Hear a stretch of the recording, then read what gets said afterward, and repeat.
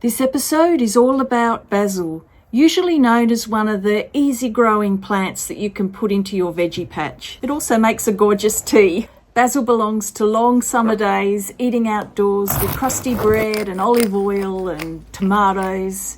It's the flavour of summer, and to be at its absolute best, it needs to come out of the soil, which is why sometimes it can be disappointing in the supermarket. Hi, I'm Robin, and I've been filming my small permaculture garden over the last year, and this episode I'm featuring basil, tips on how to grow the plant, as well as how to use it as a companion in your garden and also in the kitchen. Basil flowers are really pretty, but the plant can bolt to seed very early in the season if the weather is hot and the plant dries out.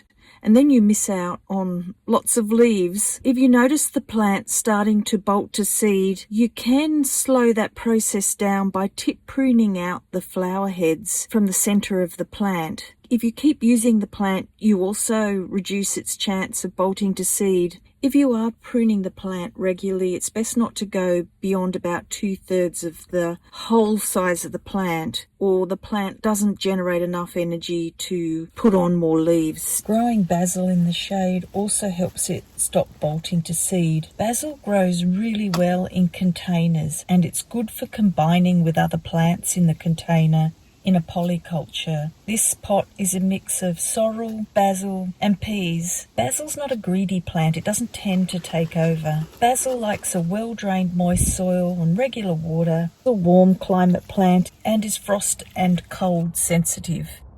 Basil's also very well known for being a great companion plant. In general, it's good for attracting pollinators and other beneficial insects, and also discouraging insects that are not so good, like aphids. I guess the most well-known companion plants are basil and tomato. The two grow very well together and are great culinary companions as well. Most years I grow basil amongst my nightshade plants, tomatoes, capsicums, chilies and peppers, and that combination is typically a great way to plant out your veggie patch. If you're into collecting your own seeds, basil seeds are actually quite easy to collect. You cut the flowers when they're drying and you place them upside down in a paper bag and just leave the bag hanging inside to let the seed fully dry. As the plant dries, the seeds tend to fall to the bottom of the bag, and it makes it easier for retrieval, although there is still a bit of manual separation. And once you have your seeds, you can do one of two things: plant them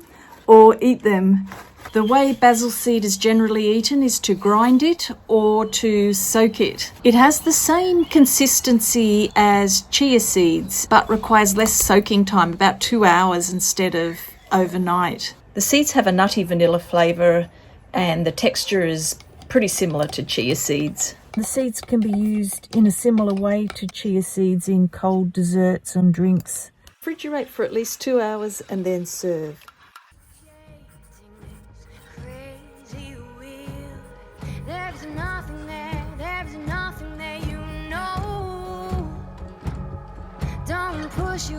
Don't push away, keep your head low.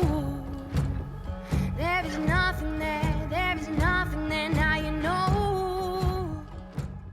And so we've eaten the seeds, and now we're going to grow some seeds. Here's some tips for seed germinating. The key tip for basil seed germination is warmth. About 20 degrees centigrade or 70 degrees Fahrenheit is ideal. These commercial seeds that have come with tissue might be handy if you have trouble spacing your seeds. And also, when planting, add quite a few seeds to the container because they tend to have a lower germination rate than, for example, tomatoes or cucumbers. Worm castings or worm juice is good to add as a starter for the seeds. You can start your basil seeds off early in the season by germinating your seeds inside. Also, don't give up on them too soon. Basil seeds take longer than a lot of other seeds to germinate, somewhere around the 2-week mark. Basil also propagates very easily from cutting. A fun thing to do with young children is to put some basil cuttings in water and watch the roots develop.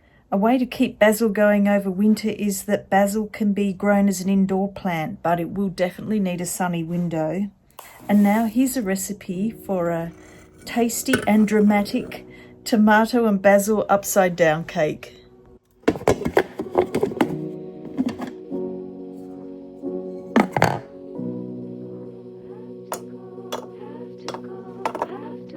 The end of the world at the palm of my hand.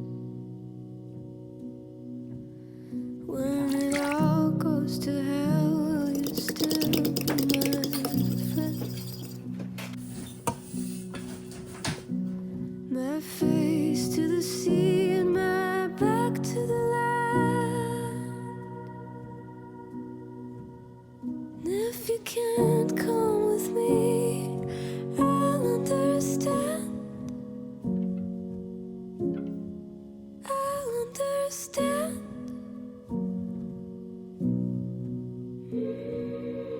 Can we meet in the dark? We don't have to say much. And if you have to go, have to go. We didn't know what we know.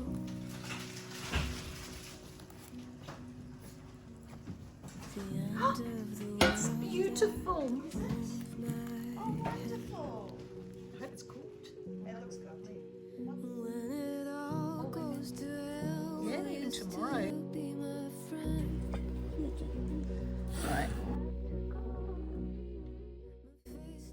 Basil and tomato are also great companions in a bouquet, and they can be kept in a vase on your counter. The leaves are more fragrant than flowers.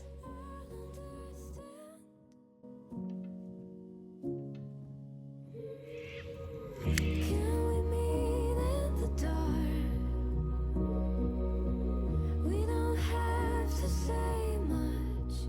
And if you While 92-year-old artist Joyce and friends paint this beautiful pairing of tomato and basil, I'm going to wave you goodbye. Thanks for watching all the way through to the end, and thanks for all the subscriptions, and see you in the next one. Bye. what we know. 'Cause when you travel light, some things are left behind.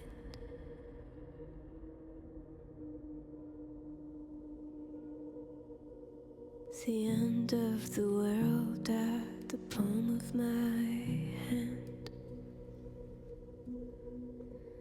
When it all goes to hell, will you still be my friend? My face to the sea and my back to the land. If you can't come with me, I'll understand.